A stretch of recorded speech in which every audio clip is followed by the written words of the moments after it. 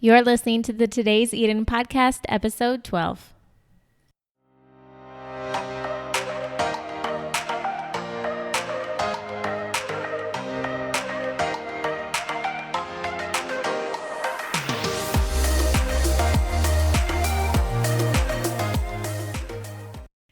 Hey everybody, I am so excited for you to listen to today's podcast with Jess Connolly. She is the creator of Naptime Diaries, co-author of Wild and Free, co-founder of She Reads Truth, and co-founder of the Influence Network, also a wife and mother of 4. Obviously, she is on the move doing awesome things, and I had so much fun talking to her about a bunch of stuff, random and related to motherhood and being a wife. So if you keep on listening, we may just talk about her new book, Showering with Your Husband, and Chance the Rapper. P.S. I just did a bunch of hand motions that you can't even see as I was speaking that introduction, so you know that I'm excited. If you're like me, you have absolutely zero time to sit down and physically read a book, but putting headphones on is pretty easy. You can try Audible for free for 30 days at audibletrial.com/todayseden. Check out some of the books our guests have mentioned on the show that they found most influential. All right, guys, enough of that, and let's get to today's episode with Jess Connolly. Hey, Jess, happy belated Valentine's Day, and thanks for being on. Absolutely. Thanks for having me. So is Valentine's Day a big deal in your house, or is it kind of just another day? That's such a good question. I don't know if any of you have this sensation, but I feel like I'm doing like day after Valentine's Day post-mortem with all my people, like asking my married friends, like, are you guys okay? Like, was that all right? But we're also in a church that has like a ton of single gals and like college girls. So I'm all like checking on them, like, are you guys okay? Did everybody do okay? Valentine's Day, man, it will mess you up. Yeah, but I like how they've created the whole Galentine's Day though. Like, yes. Have you seen that where it's like, yes, yeah, day before? I love it. So good. We are honestly probably not huge Valentine's people. I mean, I don't think that I definitely, as like a mom, am not. I don't do the things. Yeah, I didn't make heart-shaped pancakes. Like, bless all the moms that did. I love it. I would love it if you would come make mine. But I didn't do that. I bought my kids like store-bought Valentines for their friends. Mm-hmm. And even I've noticed now the trend is like to send candy in with the store-bought Valentines. I did not do that. I was like, no. We just get the one store-bought Valentine each. And then I bought my kids some ice cream sandwiches as like an extra special treat yesterday. But that was it. I think that's awesome. We are like pretty low maintenance holiday people. I personally, like, I remembered for the kids, but I didn't even think about the fact that it was Valentine's Day for my husband and I, and he totally remembered, which is just kind of who he is. So he had like a card waiting by the coffee maker and sent me flowers. Aww. But no, I did not. I was like, oh, right, Valentine's Day. You're like, oh, my gift to you is my love. Yes, I actually told him I had to run errands yesterday, and he was like, hey, I'll run to the grocery store with you and hang out for a little bit. And I was like, oh, well, no, I'm going to buy you a gift while I'm gone. I'm going to like get you a card or something. And he was like, how about you don't, and we just go to the store together. I was like, okay, I like that too. So, no, we're not huge Valentine's people. Yeah. Apparently. Yeah. So, besides Valentine's Day, though, what does pursuit between you and your husband look like on the regular daily basis then? Oh, that's good. That's such a great question. We've been married 11 and a half years, and I feel like we are just starting to realize what the other person needs as far as pursuit. It's funny, actually, at the end of the year, at the end of 2016, we both kind of said, like, looked at each other and said, like, what do you need from me? Like, what do you need from me that I'm not giving you? Mm-hmm. And my word was pursuit for him, and I had to kind of break that down. Mm-hmm. And his word was engage. And so we both work out of our houses. Nick is a pastor of a small church plant, and I do creative businesses and writing. And so we're both at home a lot. Yeah. And what is life-giving to me when I'm at home working is to totally disengage. Like from the second I'm home, like put headphones on, just put my head down, get my work done. But Nick loves to engage. He loves to like ask me midway through the day, like, hey, here's how my sermon's going. Can I get your advice on it? Or same, like if we stopped to eat lunch, I was trying to actually describe us last night to somebody. Like, I was like, let me tell you how different we are in the way that we eat lunch as like work at home people. Yesterday, this is what I eat almost every single day for lunch because I'm a work at home mom. I feel like I have a lot on my plate. Mm-hmm. Always, more work than I have hours. Right. So, you would think like being at home, I might make a like nutritious lunch, but I eat almost the exact same thing every day for lunch, which is 2 cold chicken sausages and plantain chips. Like I don't cook them. I don't cut them up. I just like grab them and eat them like hot dogs and then some plantain chips that I take out of the bag. And yesterday my husband made homemade hummus for himself for lunch. He shelled all the garbanzo beans, like took all the shells off the garbanzo beans, made a like beautiful, delicious hummus, and sat and ate it with like fresh, warm pita bread. And I was like, we could not be more different. Yeah, like what? Like just randomly goes to the kitchen and starts making homemade hummus. I wouldn't even know where to begin. I would be like, no, that's exactly how he is. So he, in his pursuit for him, looks like engaged. So if I would come and like sit down at a table with him and talk about the hummus and hear how his day's going and like take 15 minutes.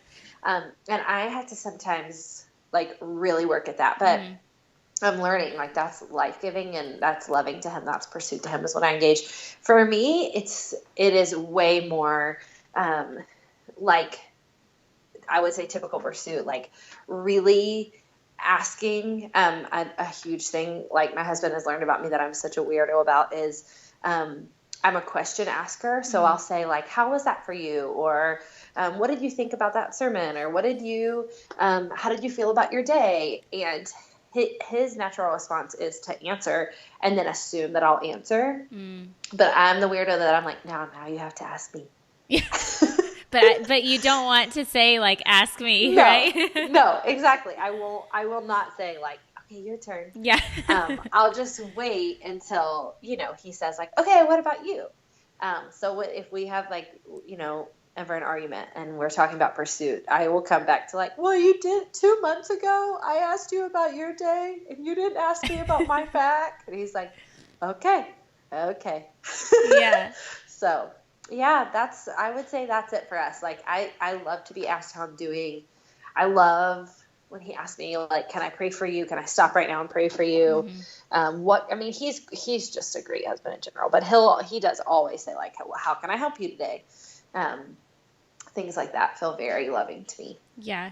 How do you guys find time for each other I know you guys have 4 kids and we have 2. And so it is like a struggle. Yes. So that's real. you're doubly blessed because you have 2 more than we do. So how do you find how do you find time to like, really get in deep with that pursuit and that engagement? That's real. Well, first of all, I'll say this to you just to give like a token of grace.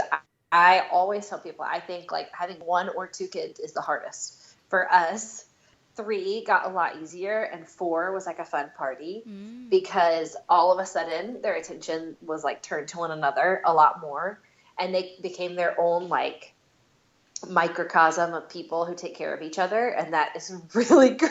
That's awesome. Yeah, I'm like, maybe I should have 2 more.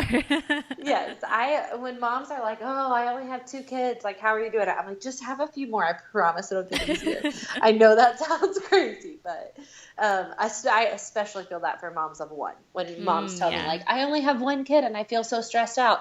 I'm like, no wonder, because when you just have 1 kid, you are so consumed with meeting one person's needs. By by the time you have 4, you realize you cannot meet anyone's needs. Yeah. Like, you literally just want to have fun and, like, keep everybody safe if you can. Yeah. That's it. Like, you're not trying to, like, change the world. And that's really helpful. But, yeah, how do we make time for each other? I think we've found little rhythms and patterns and, like, really tried to stick to them. So I've heard a few other couples say this, and I'm sorry if it's too TMI, but, like, I've heard a few other couples say they do this, but we shower together, which is, like, super intimate, but also, like, a really good connecting point for the day. Yeah.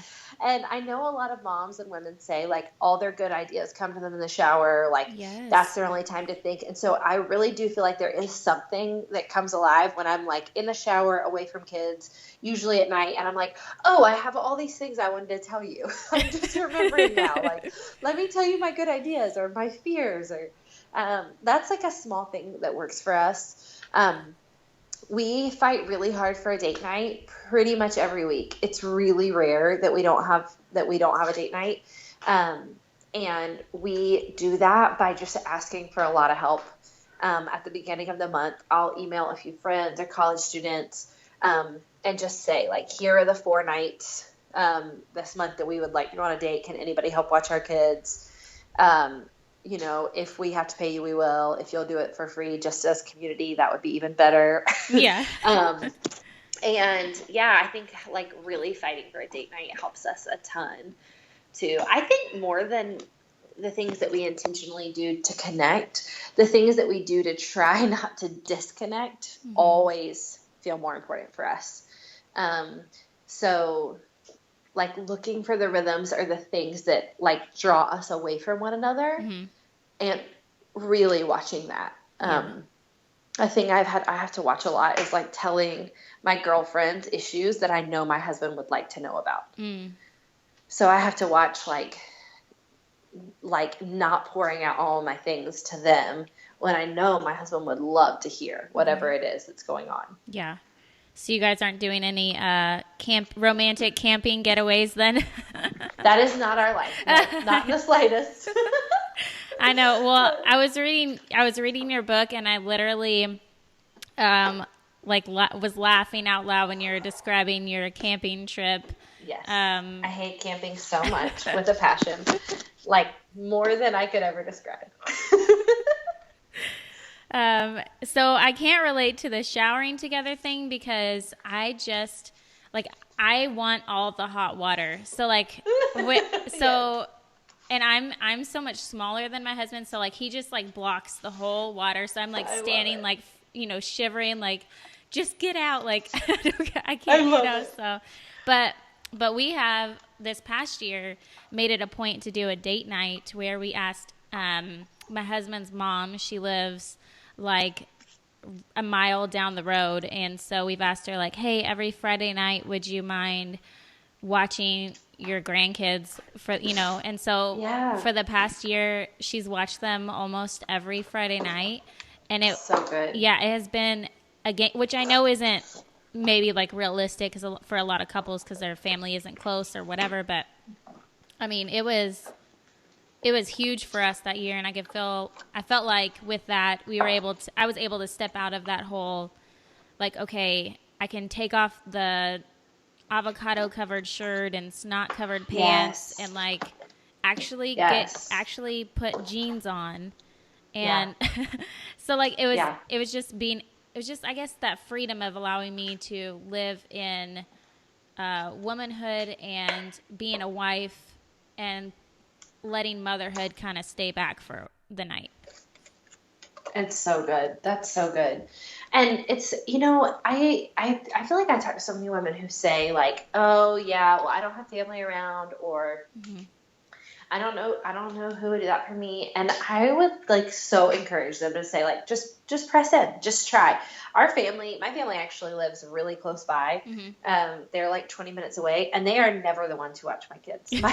My sister has 6, or she's about to have her 6th kid. Oh my gosh. And I have 4, and we live about 20 minutes apart, and my mom lives right near both of us. But my mom she is amazing. She's an amazing grandma, and we call her Nani.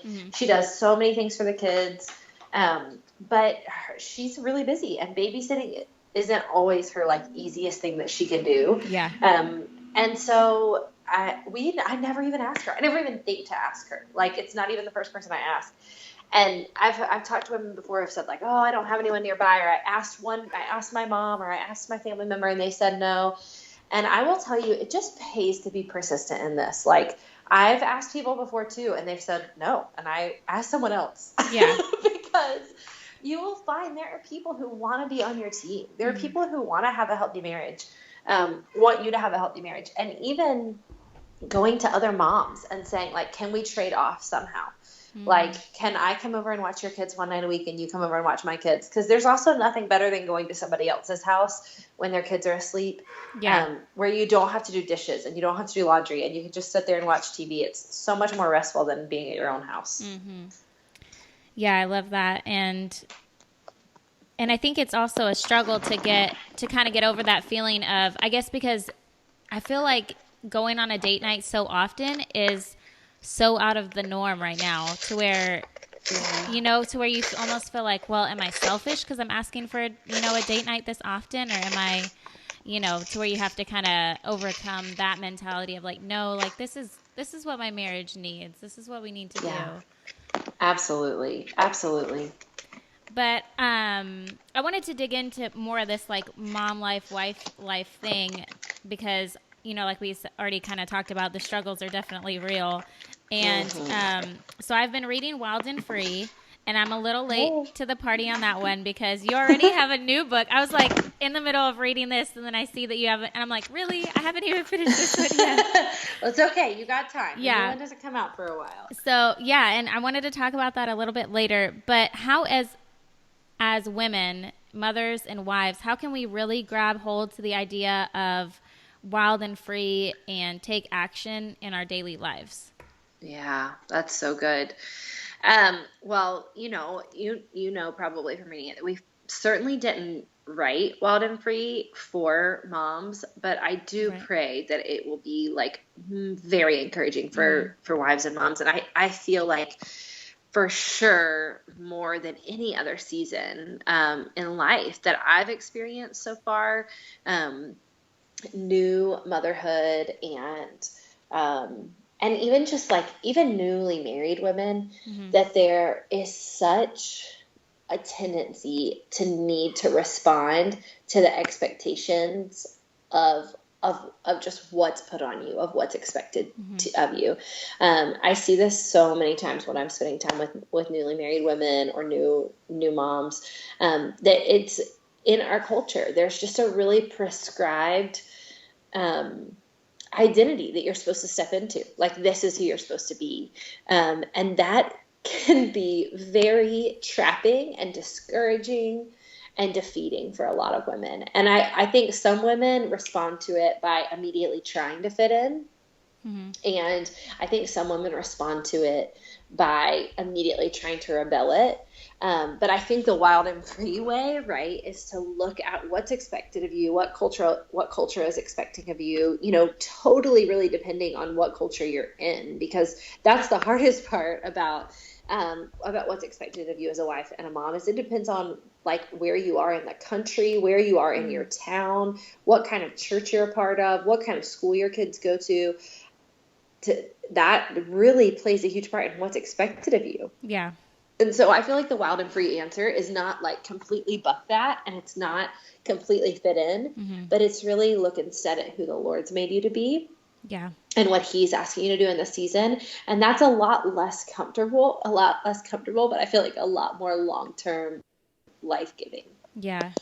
Yeah, I know, for like going back to Valentine's Day, because just that's on my mind since it just happened. But like, I don't know if it was around you guys, but around here, everybody was posting their kids' Valentine's boxes. Yes.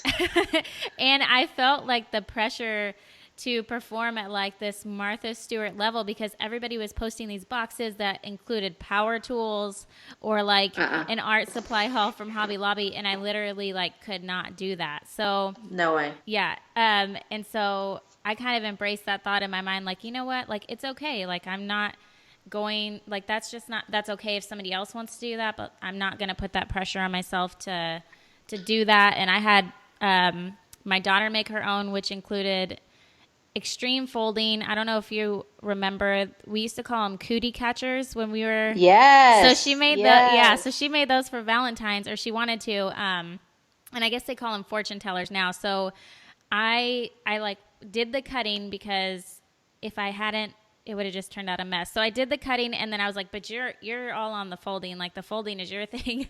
So she sat and folded like 24 of those things. And I mean, but she wanted to do it, so that she did it. And then, of course, I forgot about my son's Valentine's Day.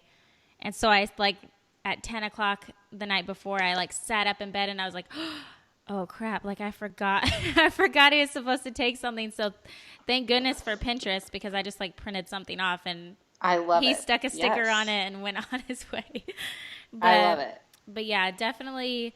But I still struggled with that mom guilt. So I think it was kind of like, you know, finding that balance, or finding, okay, like refocusing where to look to, where do I find my identity? Where do I find who I am in this? Like, does it matter? Like, I mean, the kids are just going to throw the Valentine's away anyways, like, you know, so yeah, definitely. It's so real. It's so real. Yeah. What are some specific ways you have found freedom over the past few years in motherhood and being a wife? And then what does that look like for you to be wild in those rules as well? I know you said that the book doesn't really pertain to that, but I'm kind of, I want to apply some of that stuff to, you know, wife and motherhood. Absolutely. Roles. I think it totally fits. Well, I mean, I feel like it's funny. We wrote Wild and Free, not, Haley Morgan was my co-author, and we wrote it not because we felt like we were the experts in it, but because we really felt like we need to stretch this out in our own lives. We need to figure out what this looks like in our own life. And so for me, I would say motherhood is one of the biggest areas that I had to really start stepping into the freedom that I have. And that's a big cornerstone of Wild and Free, which I'm sure you've seen, is that we don't believe that people can be more wild or act more free. It's more like that they can agree with the fact that they've been made wild. And when we say wild, we mean I love that Today's Eden is the name of your podcast, but that we can really function as if we were in Eden to some degree, believe that God made us good, that we still within us, by the power of Jesus, have this identity of being made good, that we weren't mistakes, that God isn't waiting for us to screw up, that even though we live in a fallen world, and even though we still sin, who we are intrinsically, who he made us to be, is good, because we're made in his image and he's good. And so that's what we say when we say wild. And when we say free, we really just mean, that we believe that the work that Jesus did on the cross means something. So we're free from shame about past mistakes. We're free from fear about the future. We're free in our present, to not fit any cultural norms, or to not live to the expectations of others, but to live to the glory of God. And I feel like motherhood is one of the biggest ways I've had to stretch that out. So Haley and I, when we first met, actually one of the first things that we bonded over, we were mommy bloggers together at the same time. And that's how we met, was over the internet. When we met, we lived in totally different states. But one of the first things we did together, way before Wild and Free was ever an idea, is we started a blog series called Things I Don't Do. And each week we would share something that we felt freedom to not do. Because we just realized, like, women are only adding and adding and adding, and especially moms, they're only adding and adding and adding to their burden. Yeah. And depending on what culture you're in, the amount of things that are expected of moms is just insane. Yeah. We're all of a sudden in the last, I think, 5 to 8 years, all really expected to be like CrossFitters. I don't know where that came in, but like, there's no acceptable mom bod anymore. Like, there's no like, oh, well, you had a few kids. Now it's like, you had a few kids, so you need to get back on track and be the hottest person you know. You need to have like just abs of steel and be very strong and lift heavy weights and run and probably do bar.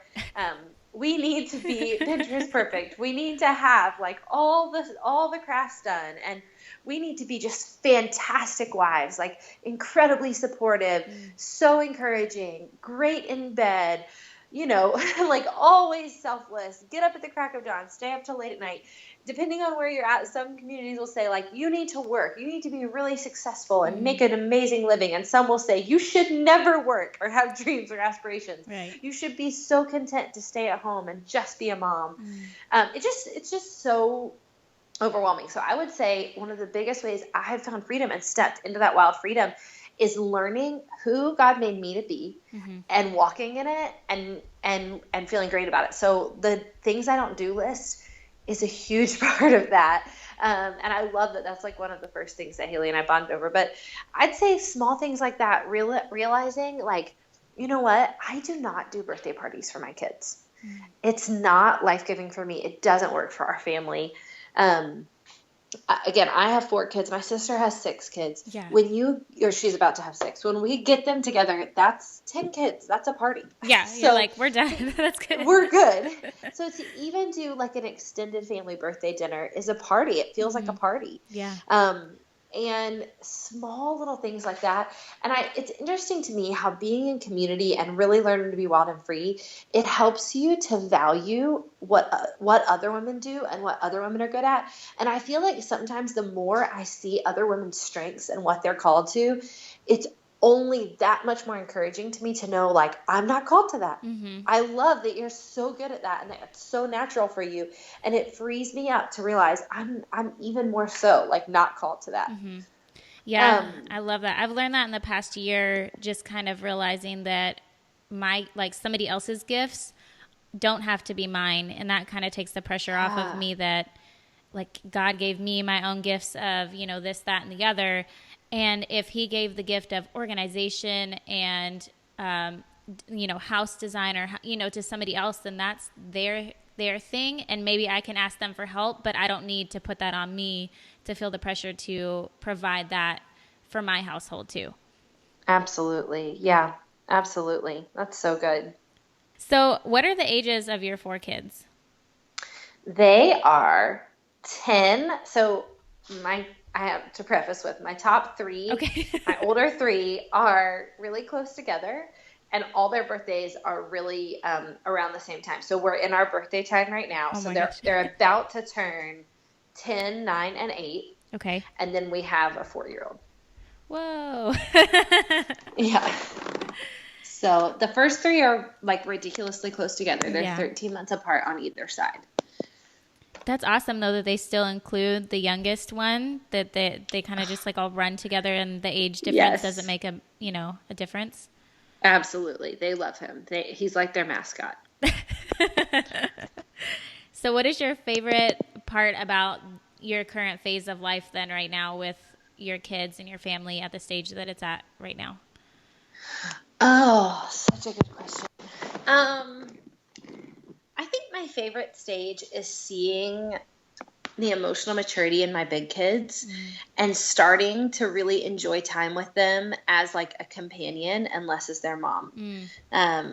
Like just occasionally there'll be slivers of time where we'll be having a conversation and I'll realize like, oh, I'm talking to you like a friend right now. Like, I don't feel like I'm talking to my kid. I'm like enjoying what we're saying. It's like I'm learning from you or you're making me think. Yeah. I knew really surely when my kids were toddlers that was not going to be the most life-giving stage for me. I looked around at moms like loving that stage and I was like, oh man, this is not good for me. I do not like it. Yeah. So I think it's really freeing up to start to taste the seasons that I'm like, I think this is going to be my strong motherhood season. I think the more emotionally mature that they get, the more that they can reason and think through their own thoughts and ask good questions, the more I really enjoy being with them. Like those really in-depth conversations, or at least getting somewhere deeper than the superficial, like, how was your day at school? You know, like, Absolutely. yeah. Or even when they just make funny jokes, like sometimes it's not even the deep thing. Sometimes it's just they say something that's actually funny. And I'm like, that was like real funny. Like that Yeah. was real human funny. It wasn't kid funny. And it's just so good to know, like, oh, you can be a companion. Like you're my friend. This is cool. Like you could actually be cool. Like, You could actually be cool. This could be something. oh, that's awesome. So as we brought up earlier, you have a new book called Dance, Stand and Run coming out October 24th of this year, right? Yes. Okay. Yes, it is. So I'm not sure how much you can tell us about your book, Yeah. but can you kind of tell us what it's about and why you chose to write about it? Absolutely. And I can pretty much tell everything about it. My publisher is Yeah. very, very kind to me and they let me talk about it as much as I need to. Um, yeah, I'd love to share about it. It's actually, I used to hear authors say like, this is totally not the book I thought I was going to write. And I would say like, what does that mean? Yeah. Like, how do you change your mind? Like, I don't understand how that happens. Or I have friends who write books and they'll say something crazy like, I thought I was writing this book and then the last month it totally changed. And I would just think like, you might have a hard time sticking to a plan. Yeah. Like you might need to work on that. Because like when we wrote Wild and Free, even though the book is called Wild and Free, it was a very structured process. We talked about Wild and Free for about 3 years before we started writing it.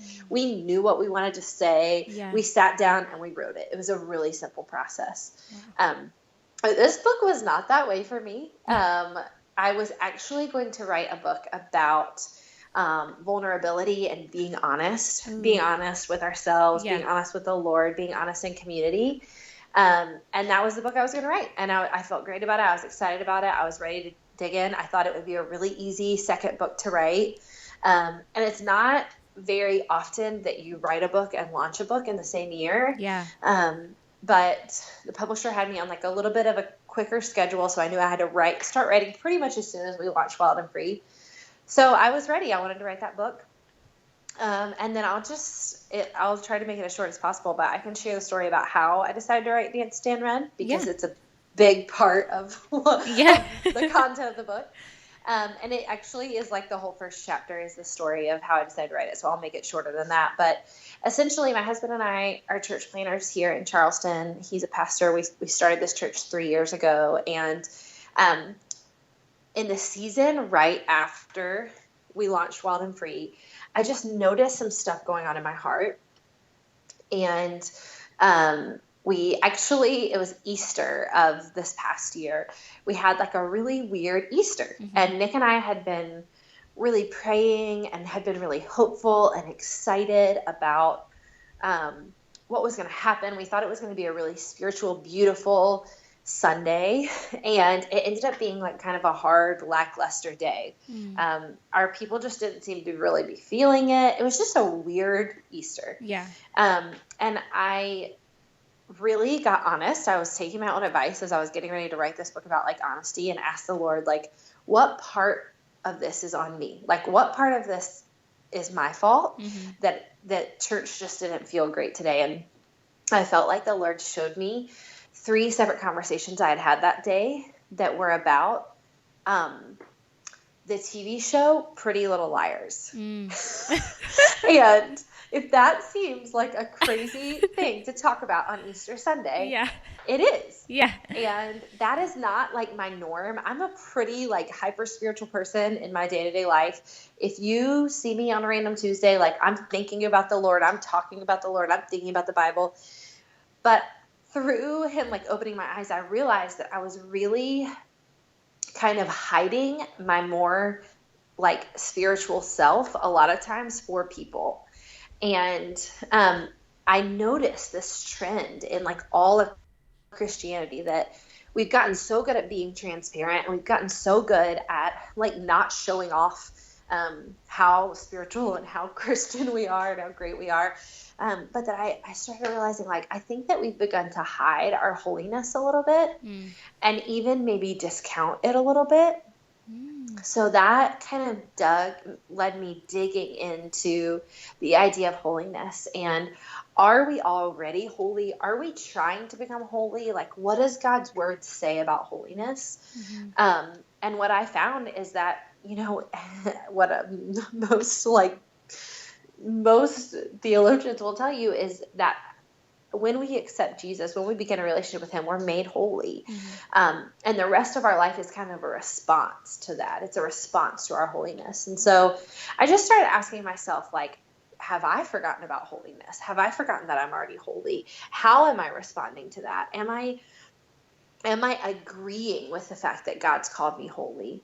And so the book very quickly changed directions from, honesty and vulnerability to holiness.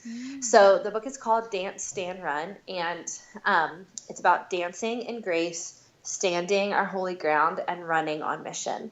And so it ended up covering all three of those topics, but it's mostly really asking the question, have we forgotten about holiness? That is so good. I'm like blown away right now because I think that it's like the opposite. Like you were saying, hiding your holiness, but then I feel like Yes. we tend, like, I don't know. Yeah, my mind is just blown right now.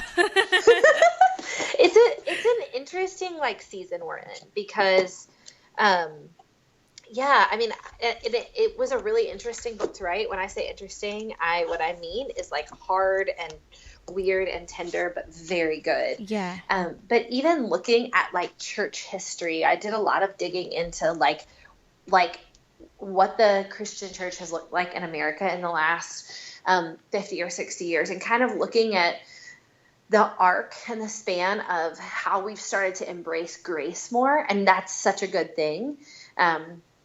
That really, in the early 1900s and the mid 1900s, there was this huge fundamentalist revival where everything was very rules based and very back to basics, but how that got distorted into a lot of legalism and a lack of grace and a lack of really understanding freedom.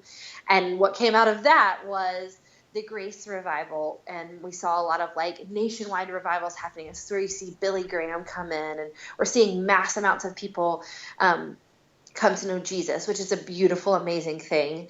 And churches started to have contemporary services, and we started to, wear jeans in church, and we started to really embrace a lot more freedom.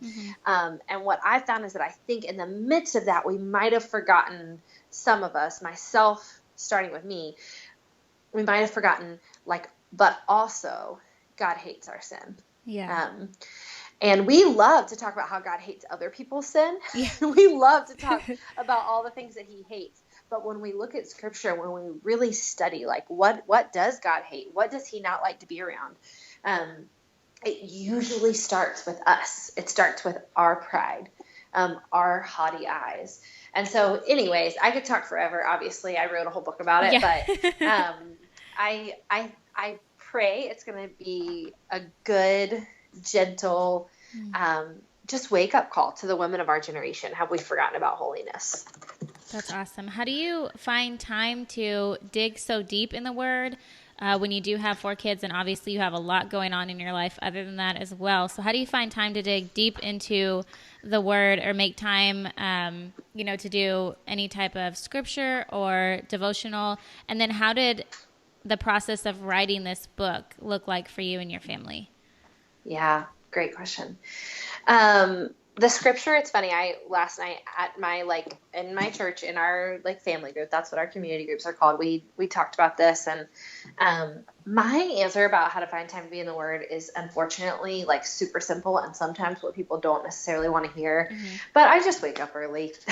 And I don't do it because I should do it. I do it because I actually have to. Yeah. And if I don't, I feel like a crazy person. If I'm not in the word, I feel like I'm lost. Yeah. I feel like I'm not really sure where I'm pointed for the day. And so that's my answer. I wake up early just to read the word. I also am the kind of girl who usually needs to read it at night too. I find that if my heart needs comfort, if I just need some, I don't know, some more Jesus, I will read the Bible at night too. Yeah. In bed.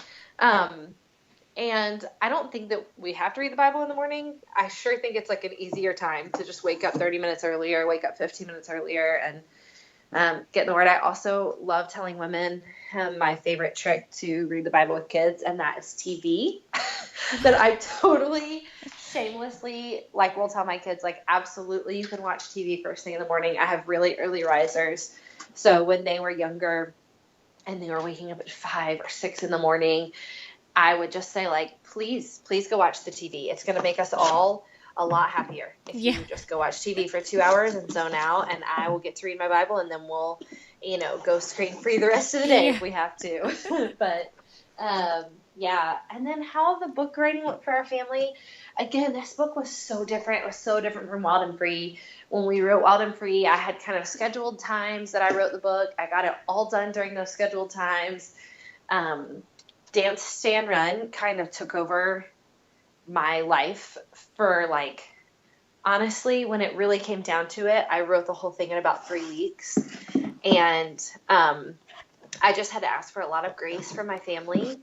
My 4 kids are all in school, so that was really helpful. But I have lots of other, like, job responsibilities and stuff I have to do for our online businesses. But for those 3 weeks, I just asked for a lot of grace from everyone and said, like, I gotta just get in and write this book. So I'm sorry, everyone. I'll see you later.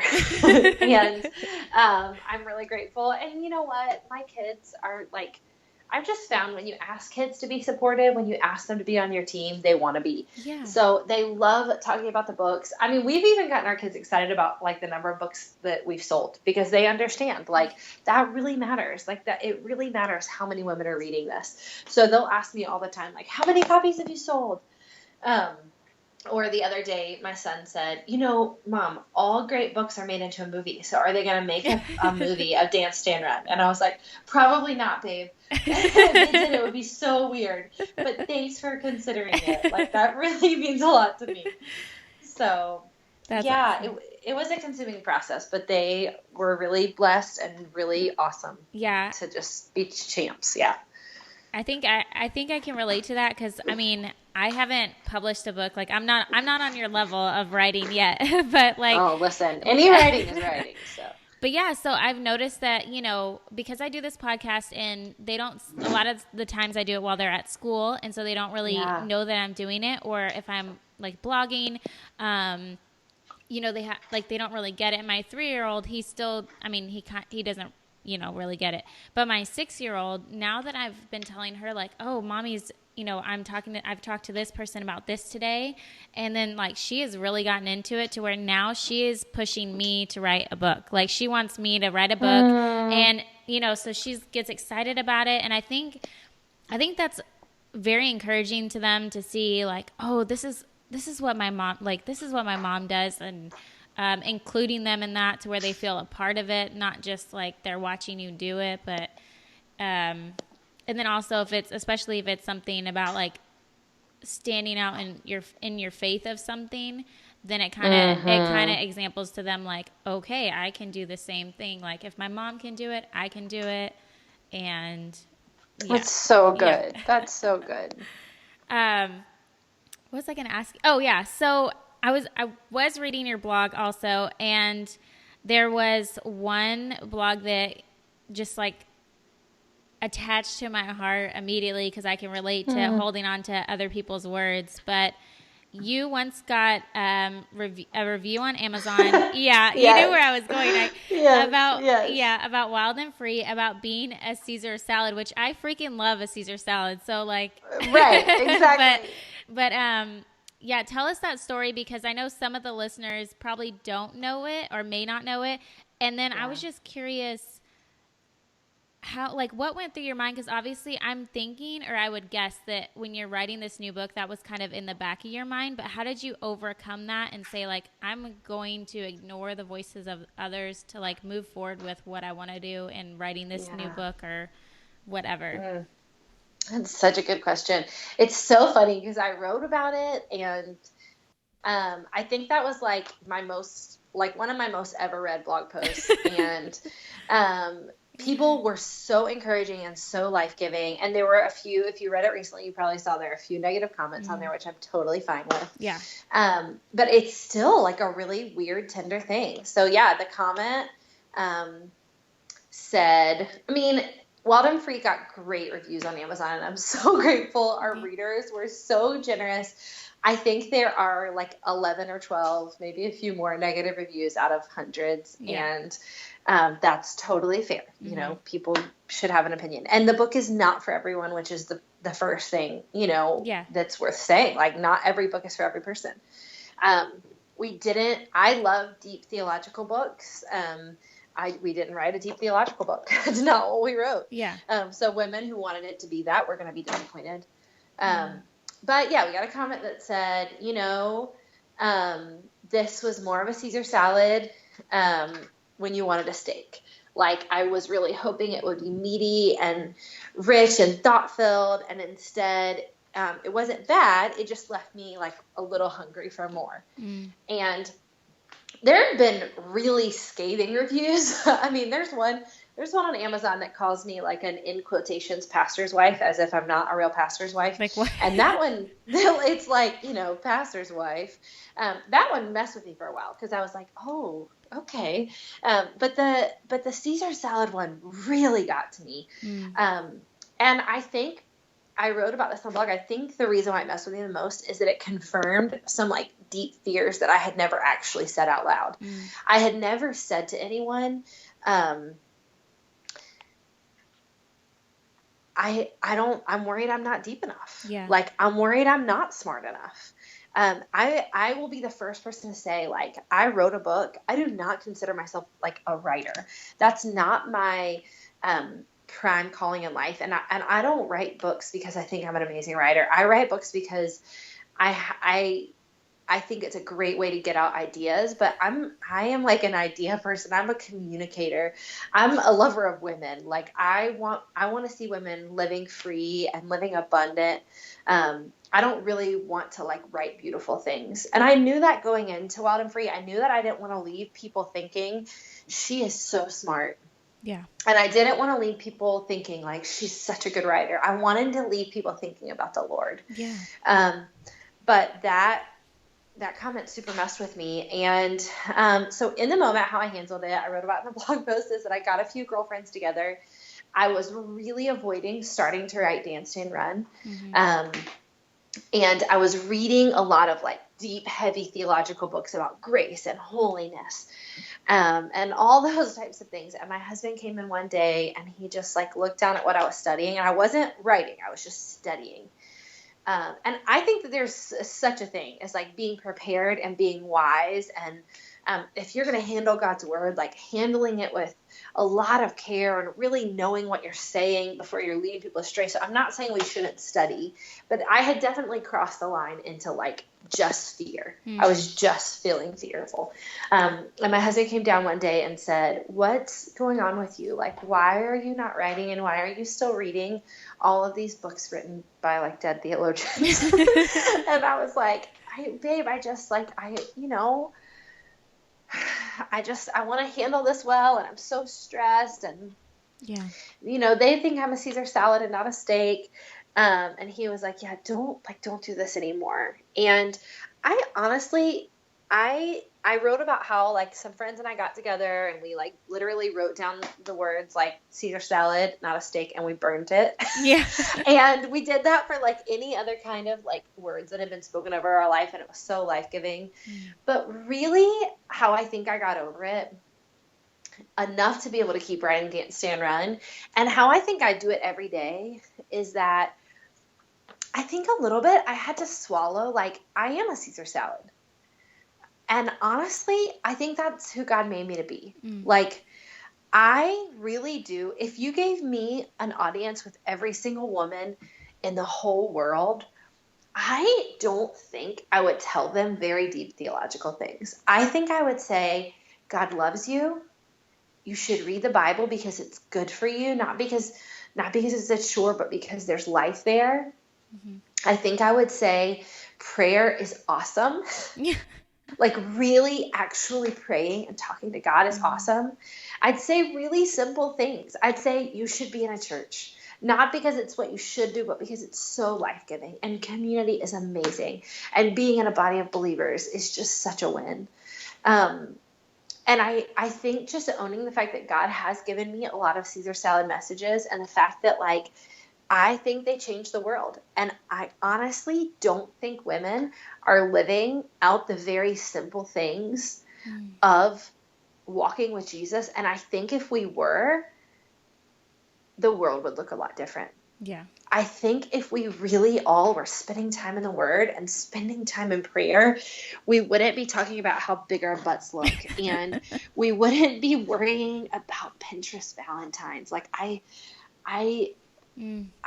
really believe that. I think if we thought about eternity a lot, and if we thought about how short our time is here on earth, and I think if we realize that we have access to the God of everything through prayer every single day of our lives, and that he's literally just waiting to talk to us, I think our whole lives would look different. So, yeah, I think that's the best way I got over it, was really saying, like, you know what, you're probably right.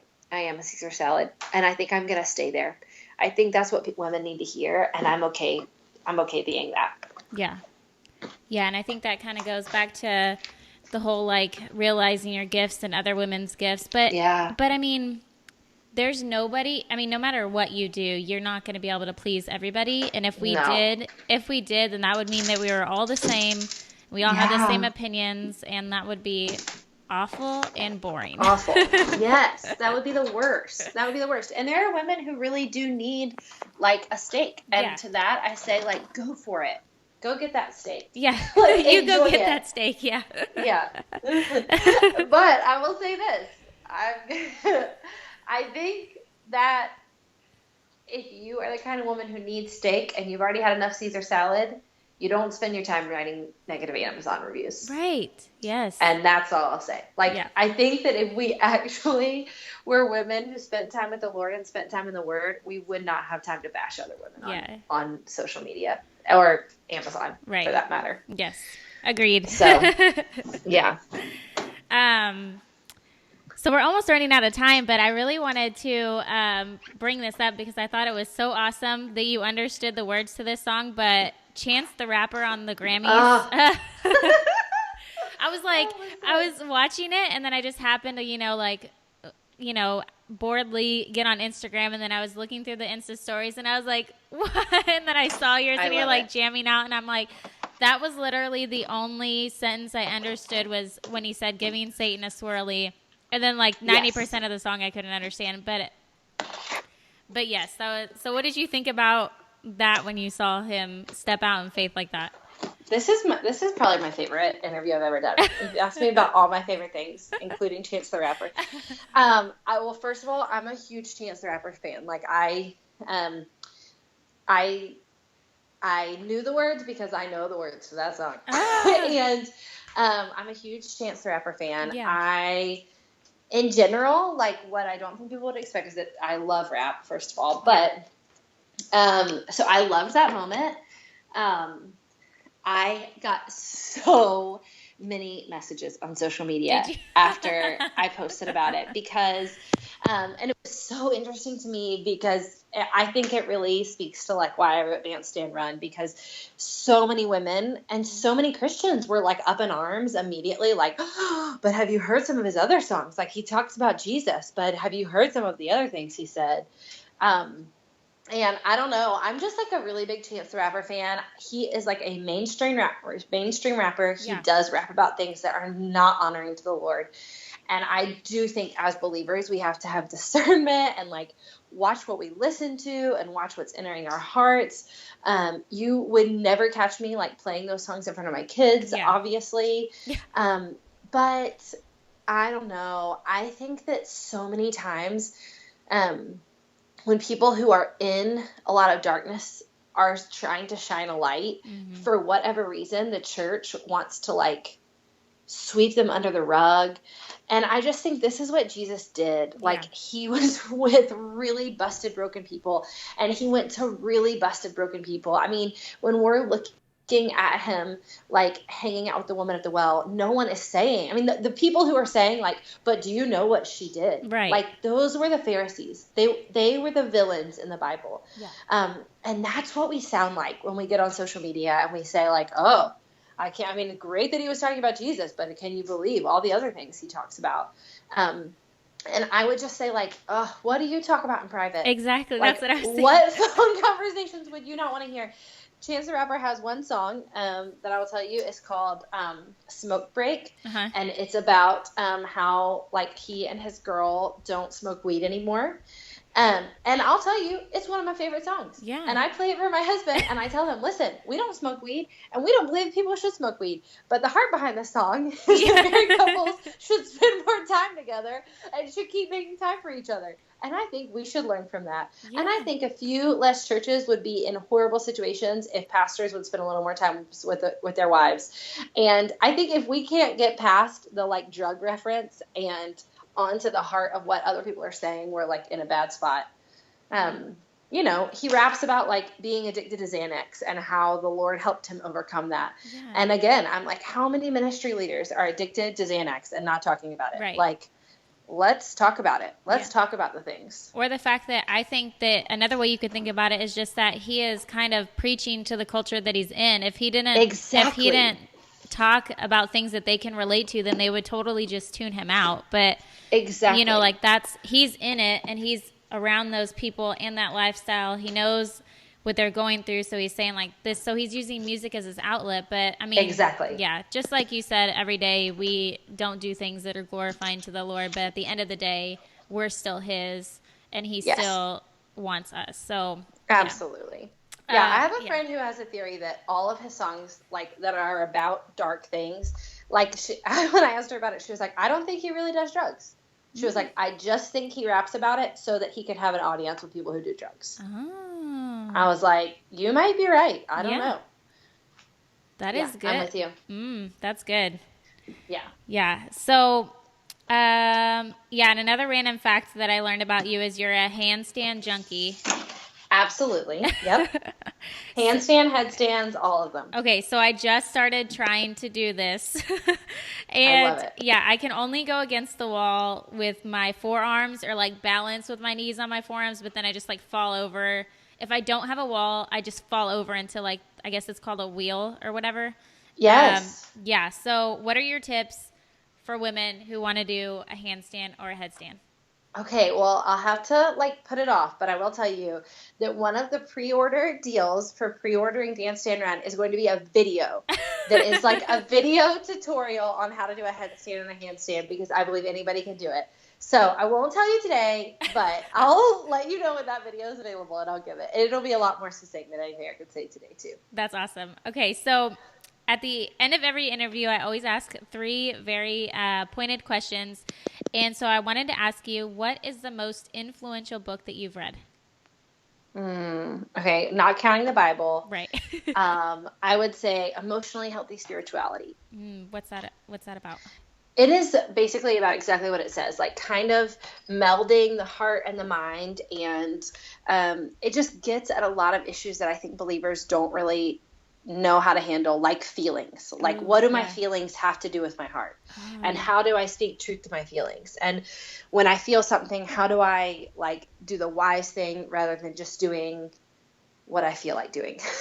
A lot, because definitely, I was like a hardcore, like an emotional responder where I responded to my emotions. So, but I've somehow learned to manage it. But I think that would be a good book for me to. It's a good one. Yeah, that sounds really good. Who is the author of that book? You know what? I feel awful because I can't remember right now. Oh, okay, that's totally fine. I was actually just looking on my. It's a man and he's very wise, but I cannot remember his last name for the life of me right now. Well, that's as long as he's wise, we're good. And so, if you could empower women in one way, what would it be? I would empower women to really just take up the space that God's given them, to be grateful for the lives that He's given them, to be grateful for the intimacy that He gives them through Jesus. That's good. And then if you could tell your younger self one thing, assuming that she would listen, what would it be? Start running earlier. Truly, I didn't start running, like really running, until my late 20s, and I wish I had started way earlier because it's the best form of like therapy and emotional health that I've ever done. So do you run long distance or just short distance or? I do both. Right now I'm training for a marathon, but I also Shut love a up. short run. Yeah. Okay, well, I will cheer you on after I die at my mile mark. You can just keep going. Listen, if you could come running with me, I would make you love it. You'd love it. Well, thank you so much for hanging out and talking to me and sharing your knowledge. And I just want to acknowledge you in that you are an awesome Caesar salad. So Oh, thank you. So yeah, Thank you. I'm so grateful that you are stepping out in faith and that you're being brave about, like the words that are put on your heart and that you're willing to share those with other women and that you're just kind of owning who you are and not being stagnant in that, but being owning it and being open to growth in it and not seeking perfection but just progress, and that is super encouraging to women, especially me. And so yeah, just thank you for sharing your gift with us, and thanks for being on. Thank you for having me. Hope you enjoyed that episode. If you want to stay tuned about her new book coming out, you can follow her Instagram at Dance Stand Run to follow the book, at Jess A. Connolly, and then jessconnolly.com. I feel like that was a tongue twister. I just struggled my way through. But I'm going to leave you with this quote today. To the mamas who are having hard days, a bad day doesn't make you a bad mom. Thanks for listening, and please rate and subscribe on iTunes.